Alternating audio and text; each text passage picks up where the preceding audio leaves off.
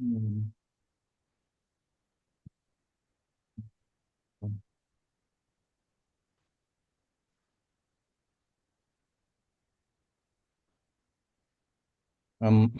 Okay, we'll start with the Mangalacharan.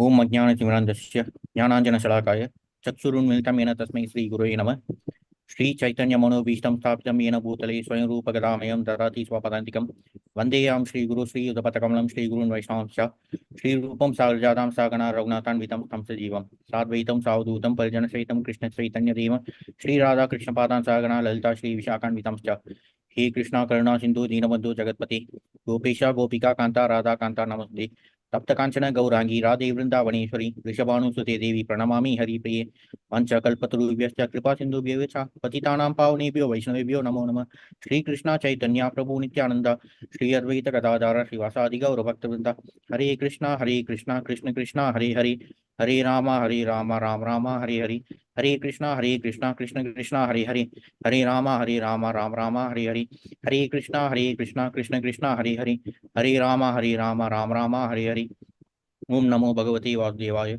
ओम नमो भगवते वासुदेवाय ओम नमो भगवते वासुदेवाय Hare Krishna. Uh, Today's topic is regarding the subject of Bhagavad Gita.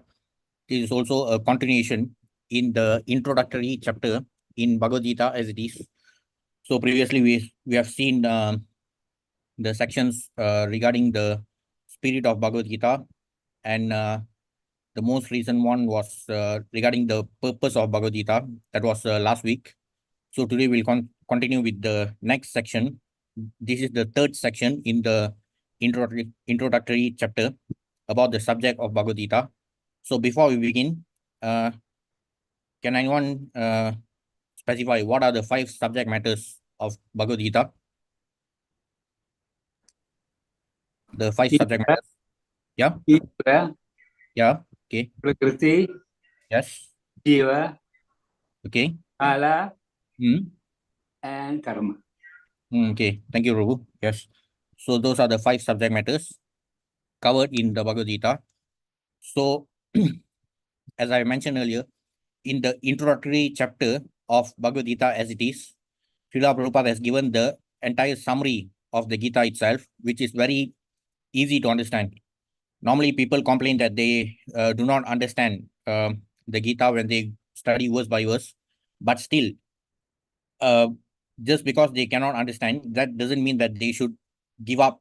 Uh, uh, it doesn't mean that they should simply give up. They can still complete one round and then get back to the introductory chapter. And apart from, though the Gita may appear to be like very highly technical or something, so uh,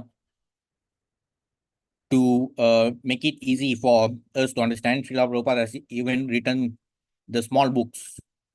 So even the small books are based on practical applications for the theoretical aspects covered in the Gita and Bhagavatam. So even the small books also cover the practical aspects, which make it easier for us to understand. So even the small books are good supplementary reading materials to help us understand the heavy theoretical aspects covered in the Gita and Bhagavatam.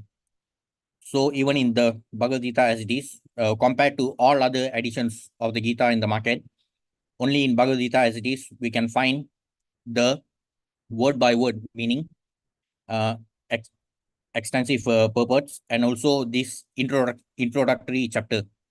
So even by studying the introductory chapter, which is about 30 pages long, so anyone can get a very good understanding of about the basic concepts which are covered in the Gita.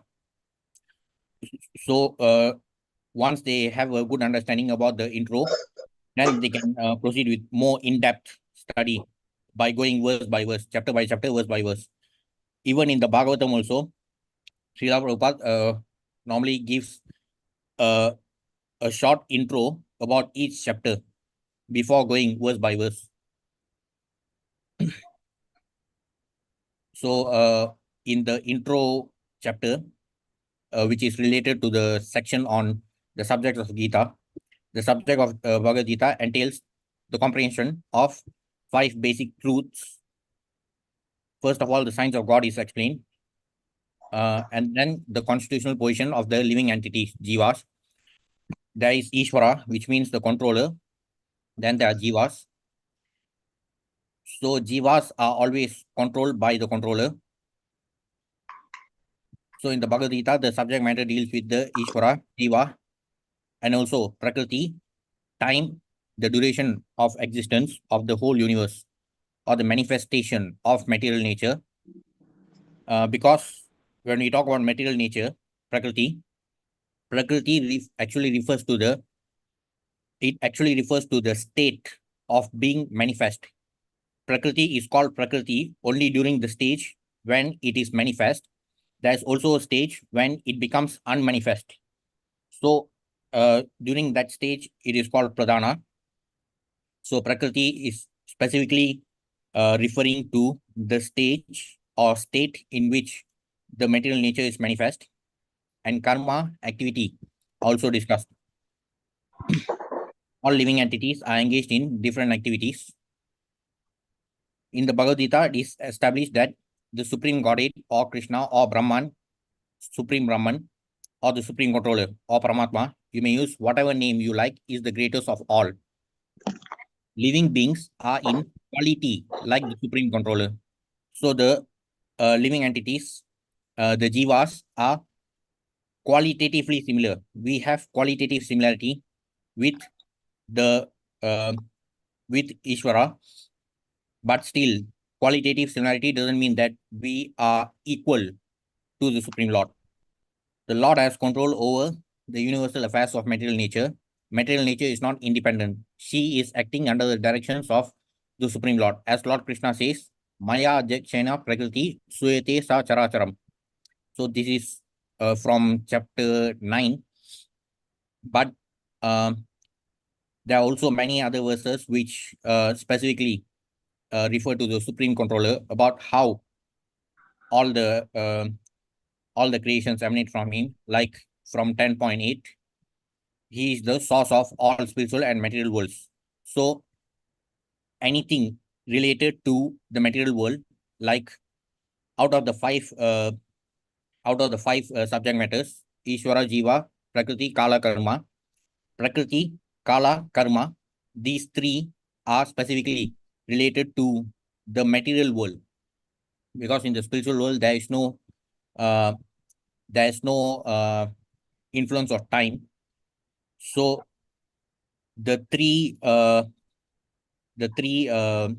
elements of Prakriti, Kala, Karma, they actually bind us, they shackle us, the jivas, in such a way that we are being taken away from the Supreme Controller.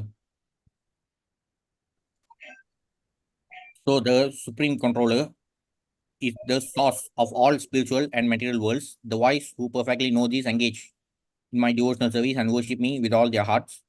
So again, in many verses in the Bhagavad Gita as it is, Srila Prabhupada also highlights the personal feature of the Supreme Lord. If we can see from this verse, Aham Sarvasya Prabho, Matta Sarvam Pravartate, Iti Matva Bhajante Mam.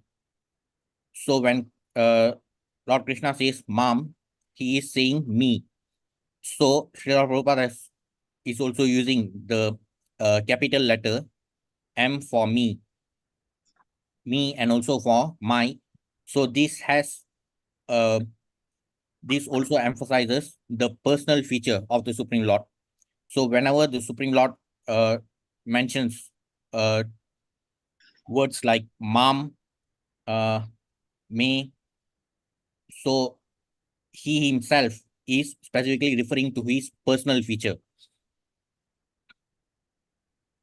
So the living entities also emanate from the Supreme Lord. We are all eternal fragmental parts of the Supreme Lord, as he himself says. and the material nature. It is also a product of the Supreme Lord's inferior energy. So from in Gita 9.10, the Supreme Lord says, Maya adhikshena prakriti suyate sa characharam hetunayena kaunteya jagat viparivartate. This material nature, which is one of my energies, is working under my direction, O son of Kunti, producing all moving and non-moving beings. Under its rule, this manifestation is created and annihilated again and again. So Prakriti specifically refers to the manifest state. When it becomes unmanifest during annihilation, still the elements of Prakriti are still there, but it switches to another state called Pradhana. Then when it becomes manifest again, Pradhana switches to the state of Prakriti. So many of the so-called atheists or rationalists, they say that there is no God, everything belongs to nature, everything emanated from nature. But even a child has such reasoning by thinking that an automobile is quite wonderful to run without a horse or any other animal pulling it. But a sane man knows the nature of the automobile's engineering arrangement. Similarly, the Supreme Lord is the driver under whose direction everything is working. The jivas are his parts and parcels. However, we being his parts and parcels, we only have qualitative similarity. Just like a particle of gold is also gold, still we cannot say that a gold particle is equal to a gold mine.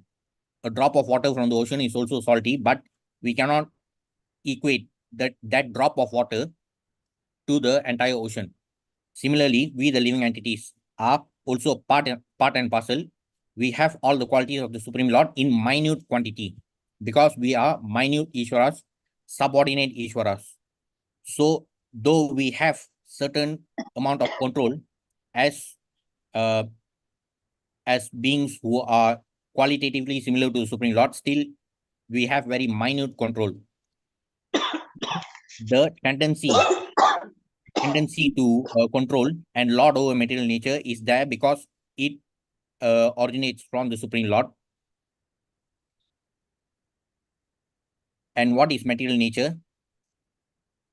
The Supreme Lord explains that material nature is part of his inferior prakriti or inferior nature. It is actually part of his Bairanga Shakti, the inferior external energy. The living entity is explained as superior prakriti, belonging to the superior energy. However, prakriti is always under control. The material nature is inferior prakriti. The jiva is identified as superior prakriti. And therefore, prakriti, regardless of whether it is inferior or superior, it is always under control by the Purusha, who is the Supreme Lord. So even the jivas are regarded as prakriti, though they belong to the superior category, but still the jivas are also regarded as prakriti. Prakriti is always subordinate, predominated by the Lord, who is the predominator. The living entities and material nature are both predominated, controlled by the Supreme Lord. So the jivas are superior, they belong to the superior prakriti. Material nature belongs to the inferior prakriti, but still both are regarded as prakriti, which are controlled by the Supreme Lord, the Purusha. So how do we know that living entities belong to the superior prakriti? It is from verse 7.5. Aparayam idasvanyam prakritim vidime param jivbhutam mahabaho yayedam daryate jagat. From verse 7.5. Aparayam idasvanyam prakritim vidime param jivbhutam mahabaho yayedam daryate jagat.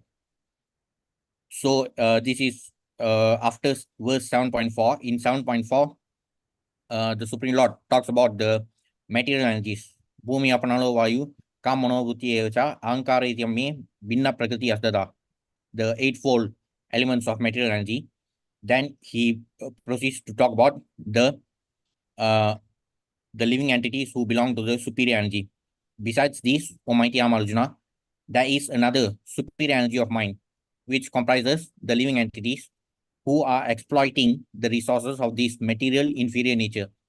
So from here we know that Jiva Bhutam, the living entities, belong to the superior Prakriti. But still, both the Jivas and material nature, they are both regarded as Prakriti. It's just that Jivas belong to superior Prakriti and material nature belongs to inferior Prakriti. 7.6 एतद् योनिनि भूतानि सर्वानिति उपधारया aham krishnasya jagatah prabhava pralayastata. All created beings have their source in these two natures. Of all that is material and all that is spiritual in this world, know for certain that I am both the origin and the dissolution. Material nature itself is constituted by three qualities, namely the three modes: goodness, passion, ignorance. Above these modes, there is eternal time.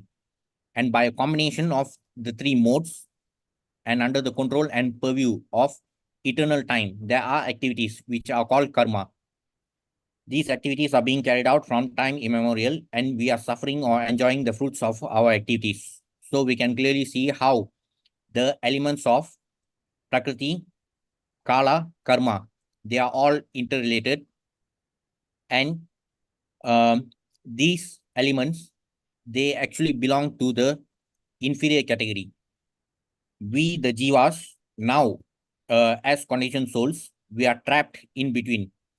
The combination of Prakriti, Kala, Karma, they are actually pulling us away from the Supreme Controller. Though we, the Jivas, belong to the superior Prakriti, to the superior energy of the Supreme Controller, and we can only experience the qualities, our original qualities of Satchidananda under the Supreme Lord's association in the spiritual world. But due to our current state of conditioning by the modes of material nature, we are shackled by these three elements of Prakriti, Kala, Karma. So, as Srila Prabhupada would explain, this results in the tug of war. Though we are endeavoring to regain our association with the Supreme Lord in the spiritual world, these elements of Prakriti, Kala, Karma, they are also pulling us away from, they are like dragging us down, but still we have to keep endeavoring to attain the ultimate goal. Otherwise, we are just going to keep suffering in this Dukkhalayam. And as long as we are trapped in this Dukkhalayam, all the living entities, not just human beings, all the living entities in the 84 lakh species of material bodies are all bound by these elements of Prakriti, Kala, Karma, and all the living entities, they have to be engaged in performing karmas, and depending on their karmas, the type of material body will be decided.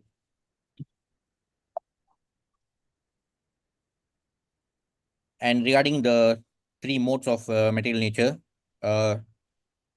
so chapter 14 is like dedicated to this topic regarding the three modes of material nature. But throughout the entire Gita, starting from chapter 2 itself, we can see a lot of references to the modes of material nature.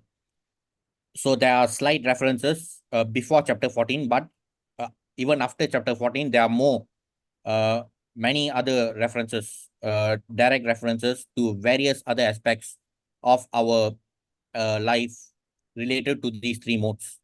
So in 14.5, the three modes are mentioned. When the eternal living entity comes in contact with nature, he becomes conditioned by these modes. So conditioning is what makes us entangled in this material world. The more we are entangled by any of these modes, though the mode of goodness is purer than the others, still even the mode of goodness is a mode of material nature. So even those who are fully in the mode of goodness, still such people are still vulnerable to this conditioning by the material nature. Then in 14.10, the Supreme Lord says, sometimes the mode of goodness becomes prominent, defeating the modes of passion and ignorance. Sometimes the mode of passion defeats goodness and ignorance.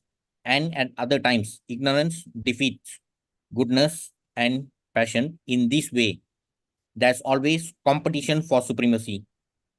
So, why did the Supreme Lord highlight regarding this aspect of competition?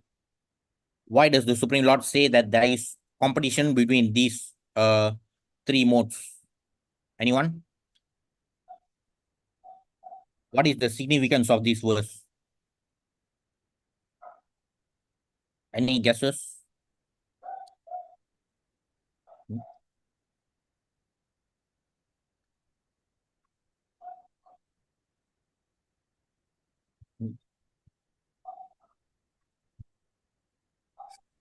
Because we are conditioned souls, our Hmm. minds don't change in according to circumstances. Pardon? According to Uh, circumstances, our mind will yeah. want here and there, Babu. Mm, yeah. Quite close. The main point is that all the three modes, they are modes of material nature, and they are byproducts of the inferior energy. So even for someone who is situated in the mode of goodness fully, like in the purport to verse 4.13, chapter 4, verse 13, uh, Prabhupada explains about how each varna is associated to a specific mode. Like the Brahmanas are associated to the mode of goodness, Kshatriyas with the mode of passion, Vaishyas are in the mixed modes of passion and ignorance, Shudras are in the mode of ignorance. So even for a Brahmana, by default, a Brahmana is actually under fully predominated by the mode of goodness. So that is actually an ideal condition to attain perfection. But still, the Supreme Lord is actually giving us a warning that there is always competition between these three modes. These three modes are like the three puppeteers who uh, fully control us. We are all, the conditioned souls are all puppets under the control of these three puppeteers. So these three puppeteers will always keep competing for supremacy, for control over the conditioned souls. So even for non-devotees who aspire to become devotees, or even for the neophyte devotees who have just started, uh, so we are all, um, for such people, except for advanced devotees, the neophytes, and even for the non-devotees who aspire to be devotees, are all under the either in the modes of passion or ignorance. So, in order to improve and attain perfection, we have to first become fully under the mode of goodness. But still, even as we are endeavoring, uh, the modes of even as we are endeavoring towards attaining the mode of goodness, there will always be competition from the modes of passion and ignorance to take control of us.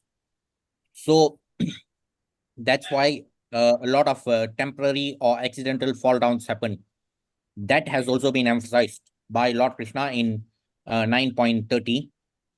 So um, even in the case of a Brahmana who is fully dominated by the mode of goodness, even that Brahmana could fall down because of this competition by the other modes that are always trying to gain control. So, are there any such examples of a Brahmana who experienced fall down?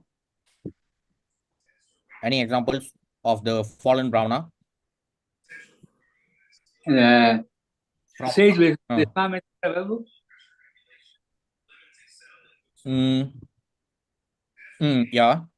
Any other example from Bhagavatam? Quite a famous example. Maharaj, Bharata Maharaj. Mm, mm, oh, okay. Actually, the example of the fallen Brahmana is Ajamil. Yeah. Yes, Narayana. Yeah, because he was born in a Brahmana family. He was brought up that way. So uh, he was fully like by right. He was always under the control of the mode of goodness. So there was nothing wrong with him. It was the perfect condition for him to to progress in his spiritual journey. But the uh, the fall down happened when he witnessed that scene in the jungle, and then from there his path towards destruction started.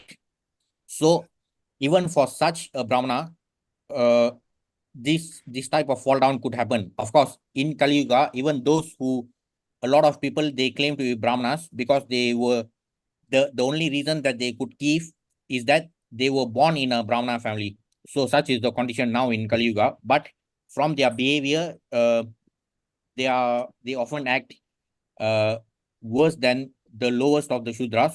So even for exalted personalities, we have seen examples of how they became fallen due to this competition among the modes.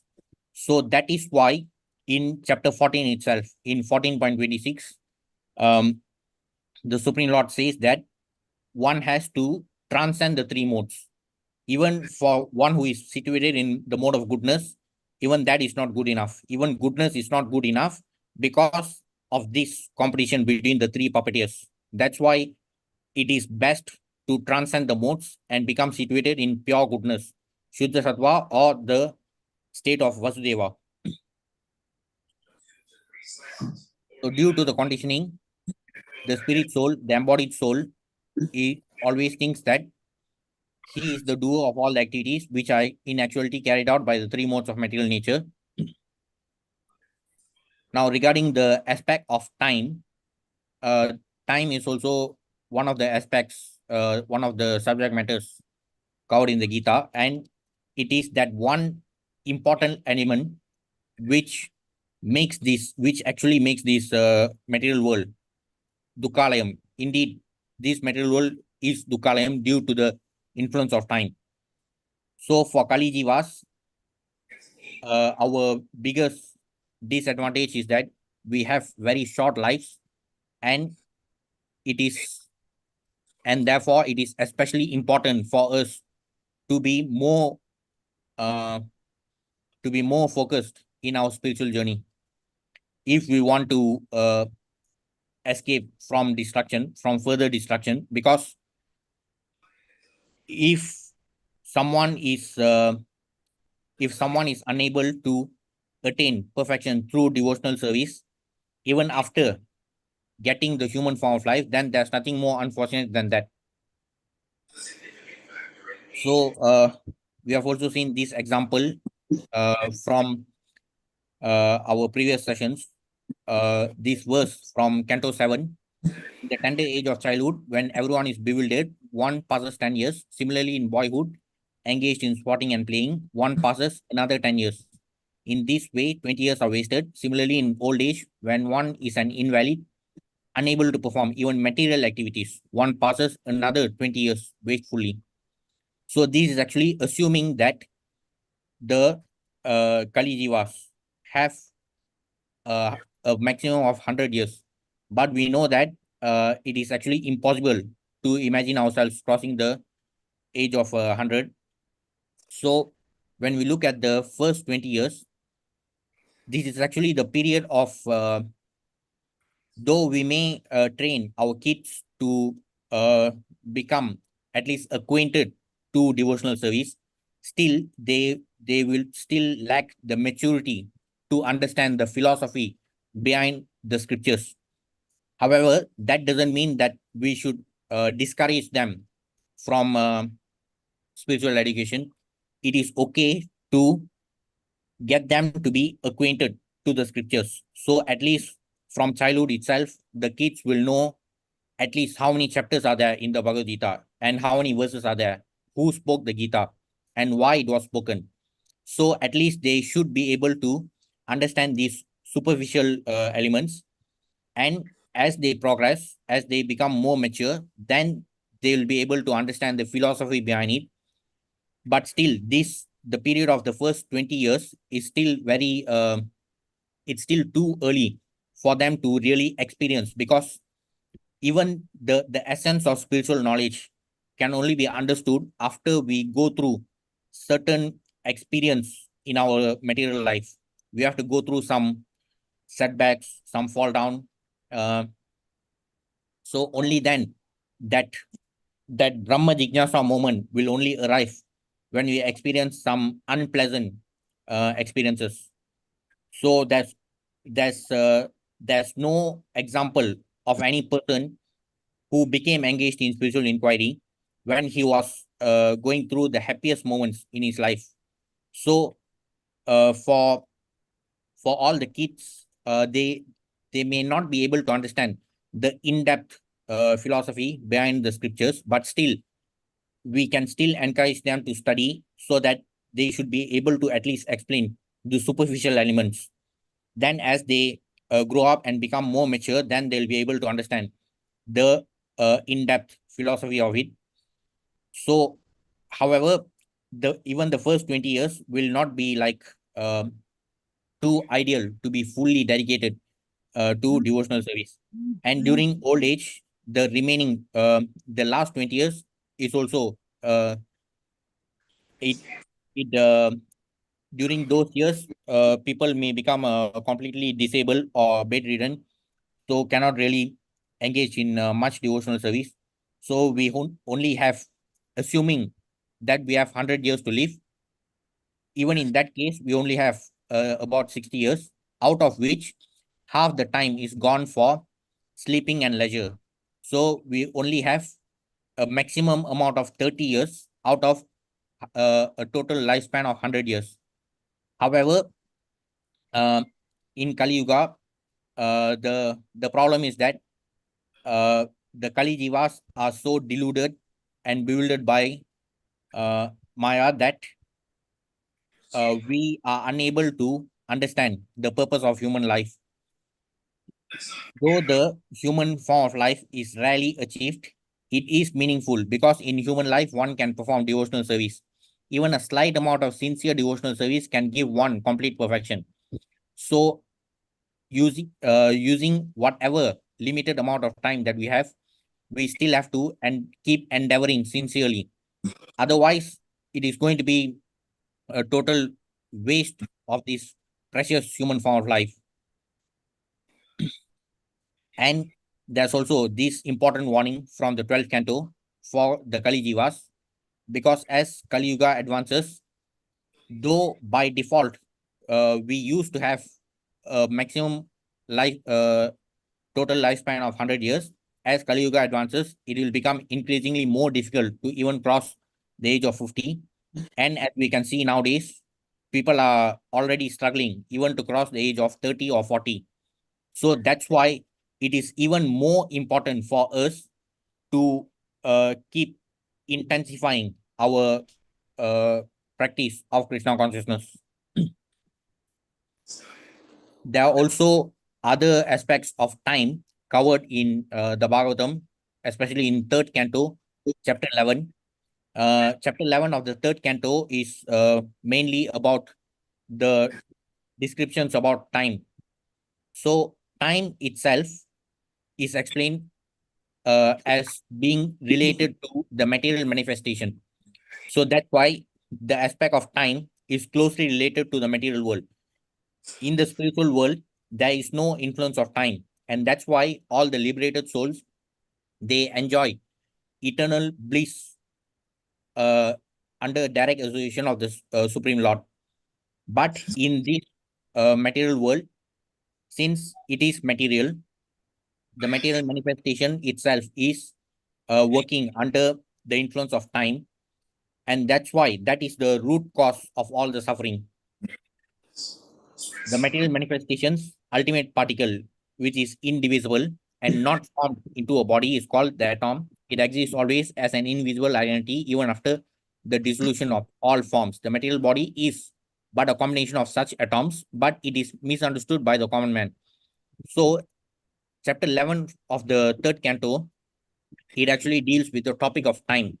But the first verse itself starts with the description of the material manifestation from the perspective of atomic theory, because matter, this material world consists of nothing else but dead matter, and matter consists of uh, the subdivision of matter is atom. So that's how it is also related to the material manifestation. Atoms are the ultimate state of the manifest universe. When they stay in their own forms without forming different bodies, they are called the unlimited oneness. There are certainly different bodies in physical forms, but the atoms themselves form the complete manifestation. So again, the material manifestation consists of matter, and matter itself is composed of atoms. One can estimate time by measuring the movement of the atomic combination of bodies. Time is the potency of the Almighty Personality of Godhead, Hari, who controls all physical movement, although he is not visible in the physical world. So the influence of time is actually the direct influence of the Supreme Lord himself. And that's how he controls the material manifestation. There are times during which the material nature is manifest, and there are times during which it is in the unmanifest state. But during the period of manifestation, this expansion of atoms to form larger bodies, so that period during which it occurs, that is how we estimate time. And this this is how the hourglass uh, was actually uh, this is how this forms the basis for the mechanism of the hourglass. So atomic time is measured according to its covering a particular atomic space. That time which covers the unmanifest aggregate of atoms is called the great time. So as we know, even in the mechanism of hourglass, time is measured based on how much the amount of the period of time taken to fill up a space. So as the material manifestation keeps expanding through the combination of atoms to form larger bodies, so that specifies the limit of for the material nature to be in the manifest state. Time and space are two correlative terms. Time is measured in terms of its covering a certain space of atoms. So the material nature, the manifestation of material nature is closely related to time. So as we saw earlier in the intro chapter from the Gita, so the elements of time, the elements of Prakriti, Kala, and Karma, they are all interrelated. And these three elements actually separate the jivas from the Supreme Lord in this material world. So there are also many other references to time mentioned by the Supreme Lord himself in the Gita, like in 10.30, the Supreme Lord says, among subduers, I am time. There are many subduing principles, but time wears down all things in the material universe, and so represents Krishna. So time itself is a representation of the Supreme Lord in the material world. In the material world, none of the conditioned souls, whether they are theists or atheists, they can never deny the existence of time. Even those who deny the existence of God, they can never deny the existence of time. They can never say that they are not under the influence of time. But in reality, time itself is the representation of the Supreme Lord. So among subduers, time wears down everything, and time is only influential in this material world. So that's why this material world is indeed Dukkalayam. Then again in 10.33, the Supreme Lord says, I'm also inexhaustible time. Among all kinds of killers, time is the ultimate because time kills everything. Time is the representative of Krishna because in due course of time, there'll be a great fire and everything will be annihilated. So not just for us as individuals, we ourselves have limited amount of time, but beyond that, in the context of the entire material universe, even the material universe remains for a limited period of time, like based on the life of Brahma. So everything in the material world is subject to the influence of time. Also in 10.34, the Supreme Lord says, I am all devouring death. As soon as a man is born, he dies at every moment. Again, even this is closely related to time. Death is devouring every living entity at every moment. So the problem starts from the moment we are born. But the last stroke is called death itself. That death is Krishna. As for future development, all living entities undergo 6 basic changes. They are born, they grow, they remain for some time, they reproduce, they dwindle, and finally they vanish. And then the cycle continues in a different material body. So as long as we are trapped in this material world, we are going to be stuck in this meaningless cycle of Janma Mrityu Jara Vyadhi. We are supposed to be qualitatively similar to the Supreme Lord with the qualities of Satchidananda. We have the qualities of eternality, full of knowledge, and we are supposed to experience bliss. But since we are trapped in this Dukkalayam, which is not just subject to time, it is also subject to dualities. So we can never experience complete happiness in this Dukkalayam. We experience happiness for some time, then distress follows. It is sure to follow in due course of time, and it keeps switching between these dualities in every aspect. So that is why this one element of time is what actually makes this Dukkalayam even more miserable than one could ever imagine. Also in 11.32, the Supreme Lord says, time I am the great destroyer of the worlds. Kalosmi Loka Shaikrit Pravuldo.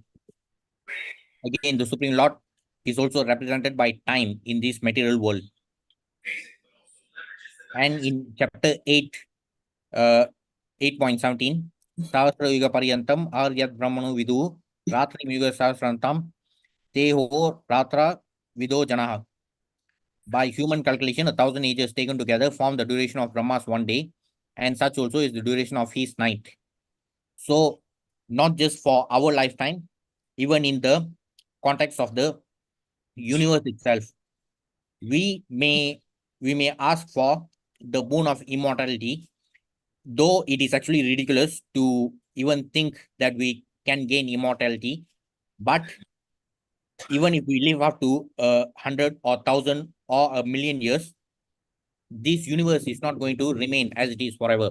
So it will only remain until the up to the total duration of Brahma's life. But even during Brahma's lifetime, there is the partial annihilation. After the 100 years of Brahma's life, there will be complete annihilation. But even during those 100 years, during every night of Brahma, there will be partial annihilation. So even this calculation we have seen many times in our previous sessions. So for every Chaturyuga is about 4.32 million years according to the human years. So this is how the total lifespan of Brahma is created, is derived. But during the night time of Brahma, first there is the daytime of Brahma, during which the material manifestation is in the manifest state. Then during the night of Brahma, the Garbhagata ocean water rises up to Satyaloka, the abode of Brahma. So everything becomes unmanifest. Below Satyaloka, everything becomes unmanifest. So that is the partial. Please keep quiet. Please keep quiet.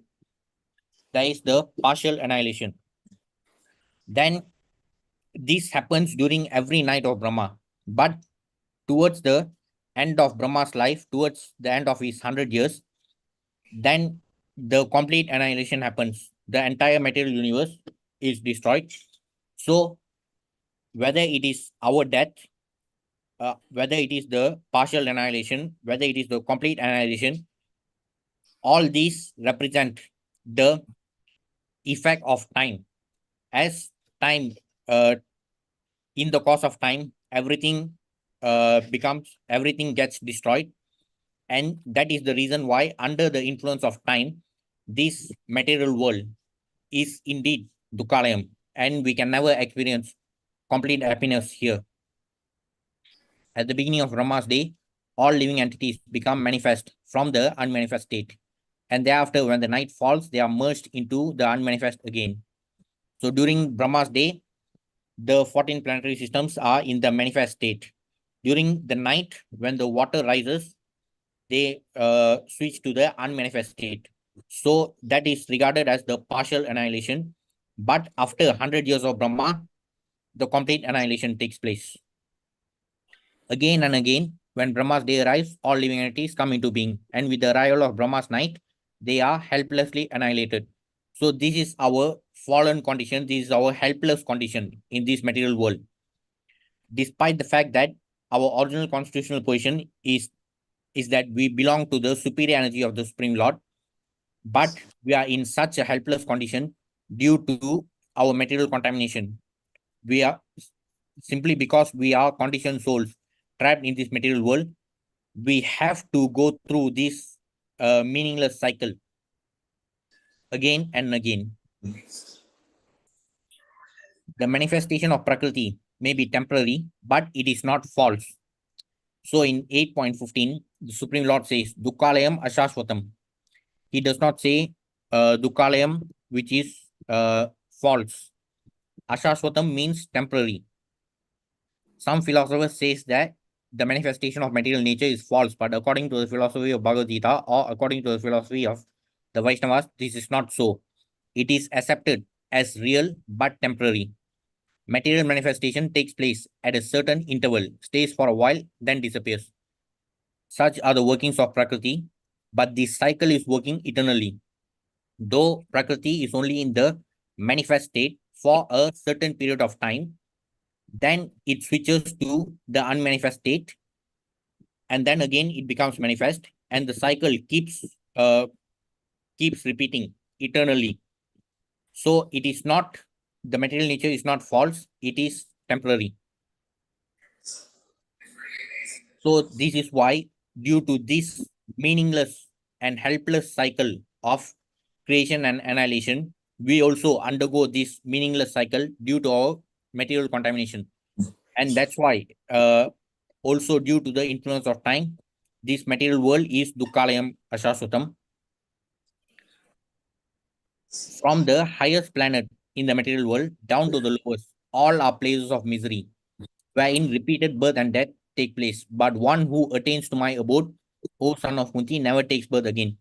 So in the 14 planetary systems, even up to Satyaloka, even for Lord Brahma who resides in Satyaloka, even he is not exempt from the problems of birth, death, old age, and disease. So as long as we remain in the material world, in any of the planetary systems, even after going to Swargaloka, for many people who do not have complete knowledge of the Gita or complete spiritual knowledge, they regard heaven as the ultimate abode. But even in heaven, it is still part of the material world. Therefore, we can only regain our original constitutional position in the transcendental abode of the Supreme Lord. So the Lord, living entity, material nature, and time are all interrelated and all are eternal. However, karma is not eternal. Out of the 5 elements, karma is not eternal. All the others are eternal. Time is also eternal in the context of the material world. Time influences everything in the material world, but the spiritual world is not under the influence of time. But out of the five aspects, karma is not eternal. We can change the results of our karma or our activity, and this change depends on the perfection of our knowledge. Undoubtedly, we do not know what sort of activities we should adopt to gain relief from the actions and reactions of all these activities, but this is also explained in the Bhagavad Gita. So we are so fallen to the extent that we, due to the material contamination, we engage in undesirable activities, and it continues to further aggravate our condition. So the Bhagavad Gita prescribes the ideal to-do list for us, the conditioned souls. So rather than we prescribing a to-do list to the Supreme Lord, it is best if we simply follow the to-do list that has been prescribed by the Supreme Lord in the Bhagavad Gita for us. The position of Ishvara, the Supreme Lord, is that of supreme consciousness. The jivas are also conscious, but these cannot be equated to supreme consciousness. The other Prakriti is not conscious. So the material nature, the inferior Prakriti, is not conscious. That is the difference. The Jiva Prakriti is called superior because Jiva has consciousness which is similar to the Lord, but it may be similar, but it is not the same. So the position of the Ishvara is that of supreme consciousness. Jivas are also similarly conscious, but it cannot be equated to supreme consciousness. Prakriti, the inferior Prakriti, material nature, is not conscious at all. So, because simply due to the fact that material nature is composed of nothing but dead matter, so compared to the material nature, the jivas are superior due to the ability of having consciousness. However, one should not claim that the jiva is also supremely conscious. The theory that he can be so is a misleading theory. So in all other schools of thought which propagate this misleading notion, or rather nonsensical notion, that all living entities are equal to God, so the verdict of the Gita completely rejects such nonsensical theories. The distinction between the Jiva and Ishvara is explained in the 13th chapter. The living being is conscious of his particular body, whereas the Lord is conscious of all bodies. So in chapter 13, it covers the six aspects: Prakriti, Purusha, Kshetra, Kshetrajna, Jnanam, Nyayam. So the Supreme Lord is the ultimate Purusha. Even the Jiva Prakriti and the inferior Prakriti, both are Prakriti enjoyed by the Supreme Lord. Regarding Kshetra, Kshetrajna, every individual spirit soul is the knower of his own field, of his own body, but the Supreme Lord, who is the knower in all fields, he is supremely conscious about all the bodies because he lives in the heart of every living being as Paramatma. So he gives instructions to all the living entities to act as he desires. So the Paramatma accompanies us. He accompanies all the spirit souls since time immemorial in all the different material bodies. So he is present there to guide us, and it is only due to his mercy that we have attained this exalted position of having been blessed with the human form of life.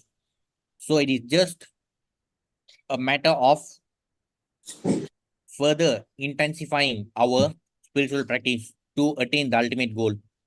And of course, we have to be very cautious not to experience any fall down, because no matter how much we endeavor to attain the mode of goodness or even pure goodness, the other culprits, the other modes will try to drag us down. So that is also something to be very cautious about. the living entity forgets what to do. First of all, he makes a determination to act in a certain way. Then he is entangled in the actions and reactions of his own karma. So, due to the delusion and bewilderment by the material modes of nature, we are often clueless about what to do, and that is the main reason for our entanglement. So, the more we get entangled by the uh, uh, material entanglement, so the more we are likely to fail uh, in progressing in our spiritual journey. So the only solution for this is to simply follow the instructions of the Supreme Lord. Due to our inferior position, we should not think that we can actually prescribe to the Supreme Lord about what he should do. Rather, we should simply follow his instructions.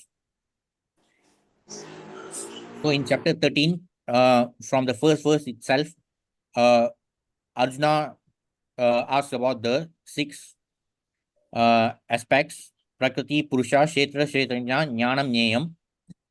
Then the Supreme Lord explains about Kshetra, the field.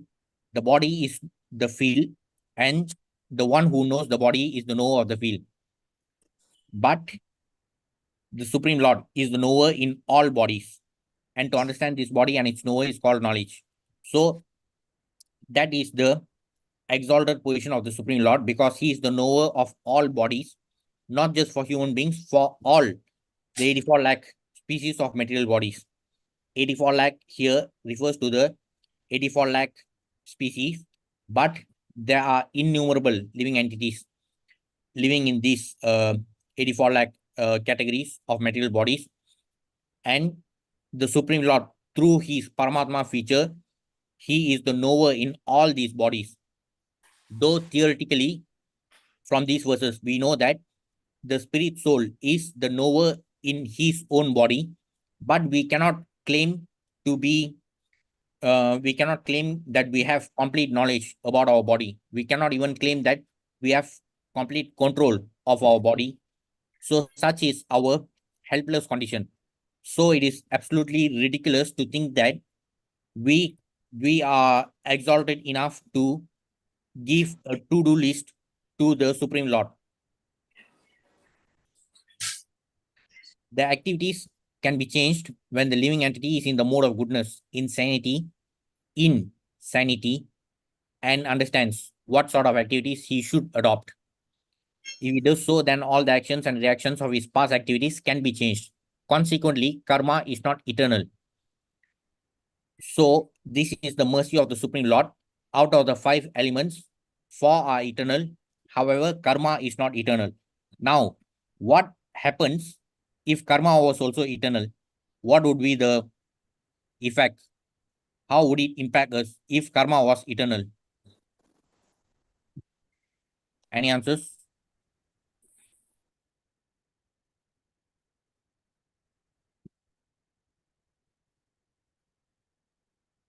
If karma was eternal, there will be no chance for us to progress. Despite our fallen condition, even for non-devotees who do not have any knowledge about the spiritual inquiry or about devotional service, still they all have a chance to attain the qualification to go to Goloka. If karma was eternal, there would be no chance for any of us to rectify our mistakes. So this is the mercy of the Supreme Lord. He gives us freedom to act according to his instructions. However, due to our foolishness, we refuse to follow his instructions. Rather, we are always giving him instructions. So that's why many self-proclaimed intellectuals, they often say that if God really exists, he should do this, he should do this, he should do that. They give an endless to-do list about what God should do, so that they would be willing to accept the existence of God. So that itself exposes their foolishness, because from the Gita, we can see how the Jiva is still inferior. Though the Jiva belongs to the superior Prakriti, still the Jiva is very inferior and subservient to the Supreme Lord. So we have to accept and practice according to the instructions of the Supreme Lord rather than telling him what to do. Now, regarding karma, the Varna system is completely based on gunas and karmas. So, in the purport, as mentioned earlier, every Varna is associated to a specific mode. The main objective of the Varna system is to guide us to act according, though we are engaged in material duties, still by following the Varna system, we can execute our duties in a spiritual manner. Human society is similar to any other animal society, but to elevate man from the animal status, the above mentioned divisions are created by the Lord for the systematic development of Krishna consciousness. So, through the Varna system, though we are engaged in our material duties, we can still keep executing our material duties and still attain perfection through the practice of Krishna consciousness. And the only difference between man and animals is that men are able, maybe not men, human beings are able to be engaged in spiritual inquiry, which should ideally culminate in devotional service. So, without spiritual life, there is no difference between human beings and animals because both are engaged in the activities of eating, sleeping, mating, and defending. So, who those who are not engaged in any spiritual inquiry or in devotional service, they are no better than animals because they are also emulating the animals by being engaged in the business of eating, sleeping, mating, and defending. The tendency of a particular man toward work is determined by the modes of material nature. So, further explanation about this is in chapter 18. So, in 18.40, the Supreme Lord says there is no being existing either here or among the demigods in the higher planetary systems which is freed from these three modes. So, in the entire material universe, in all the 14 planetary systems, none of the living entities, even the demigods, even up to Brahma himself, all are bound by these modes of material nature. Regarding the four varnas, are distinguished by the qualities born of their own natures in accordance with the material modes. 18.42 is about the qualities of the Brahmanas. 18.43, the qualities of the Kshatriyas. 18.44 is about the qualities of Vaishyas and Shudras. So from the Gita, it is very clear from the Gita that the Varna system is purely based on gunas and karmas. However, those who have been assigned by their foreign paymasters, they have their own agenda and they keep propagating this nonsensical theory that the Varna system is based on birth. Of course, it's very obvious that they have to satisfy their paymasters.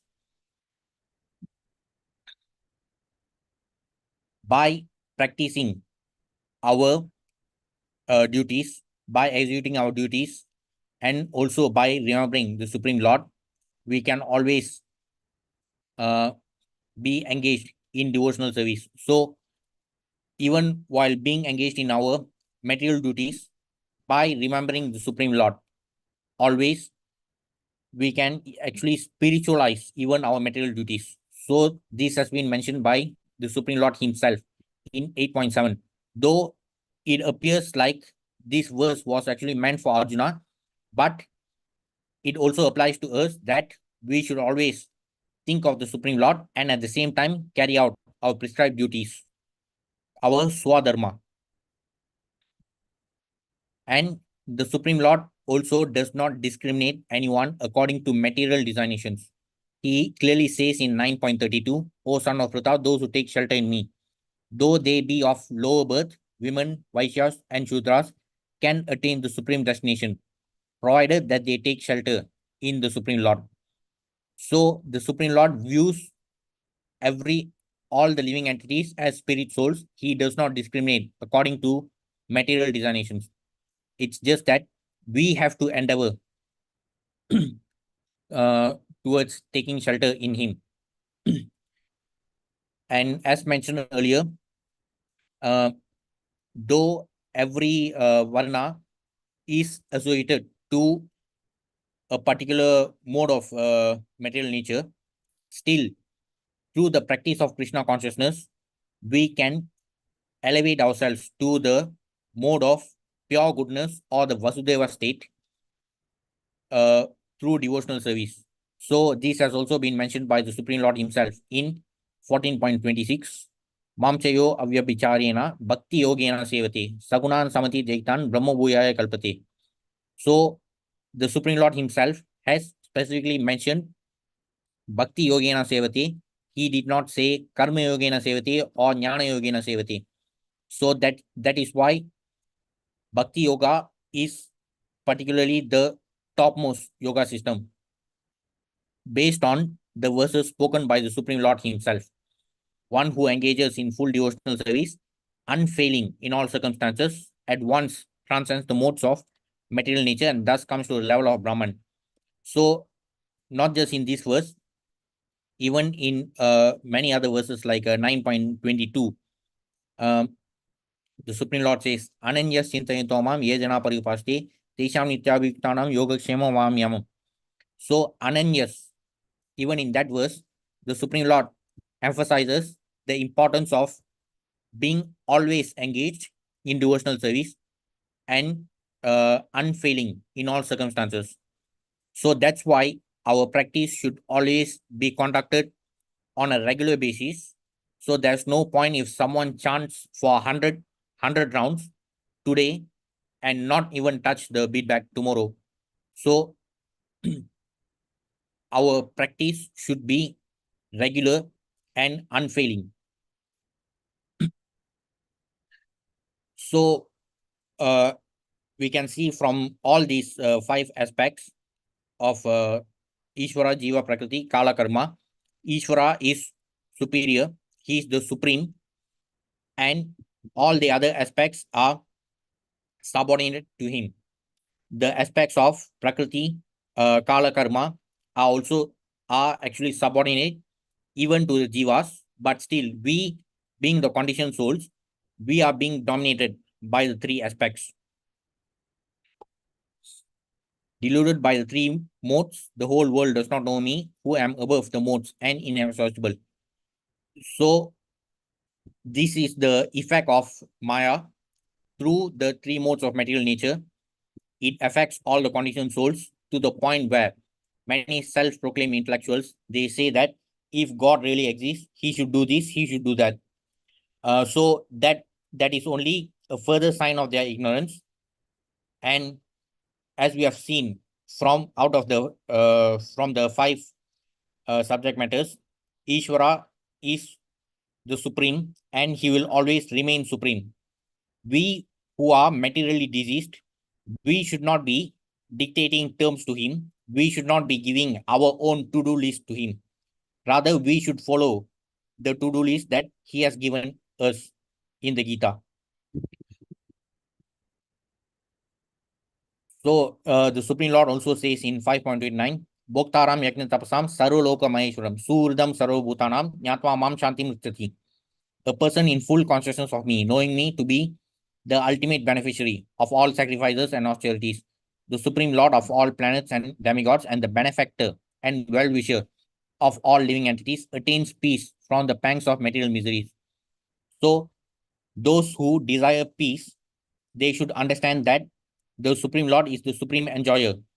He is the supreme enjoyer. He is the supreme Purusha. And we all belong to, we are regarded as Prakriti. Even the Jivas are regarded as superior Prakriti, but still we are regarded as Prakriti. The Supreme Lord is the supreme controller and he is the supreme well-wisher. He is our supreme well-wisher. So only by understanding this, we will be able to follow his instructions. Without understanding these aspects of the Supreme Lord, then we'll only be dictating terms to him. We'll only be giving him our own to-do list. Rather, if we really understand these aspects, these attributes of the Supreme Lord, then we will be able to follow his instructions in the Gita and attain peace. And it is especially important for us, the human beings, because it has also been stated in Bhagavatam 126, Savai Pumsam Parodharmo Yado Bhakti Adoksuje. Ahi Tuki Apratiyata Yayatma Suprasidati. The supreme occupation, dharma, for all humanity is that by which man can attain to loving devotional service unto the transcendent Lord. Such devotional service must be unmotivated and uninterrupted to completely satisfy the self. So again, it has been emphasized here that devotional service should be unmotivated and uninterrupted. So even in one of our previous sessions, we saw this, there was a reference to this verse from Bhakti Rasamrita Sindhu. Anyabhilashita Sunyam Jnana Karmadi Anaruttam Anukulyena Krishnanam Shilanam Bhakti Uttama. Topmost devotional service should be free from all material desires. So devotional service should be unmotivated and it should also be uninterrupted. So we have to continue our devotional service on a regular basis. It is not like chanting 100 rounds for one day and then completely ignoring the feedback on the very next day. So only by devotional service, we, especially the human beings, we can completely satisfy ourselves. Self here, again, as we have seen regarding self-realization, self refers to the spirit soul. And since all spirit souls are part and parcel of the Supreme Lord, we ourselves can attain satisfaction only by working for the satisfaction of the Supreme Lord. When the root of a tree is nourished, we water the root of the tree to nourish the root, then the entire tree or plant is nourished. So we cannot expect the plant to be nourished by watering the leaves. So whenever we are obsessed, those who are obsessed with material sense gratification, they are pouring water to the leaves. Rather, through devotional service, we can pour water to the root, and we, who are the part and parcel of the Supreme Lord, we can also experience satisfaction as the Supreme Lord is satisfied. So we have roughly covered the 5 subject matters, and we'll also be looking at it further in depth in the upcoming weeks. So that's all for today. Thank you. Any questions or comments?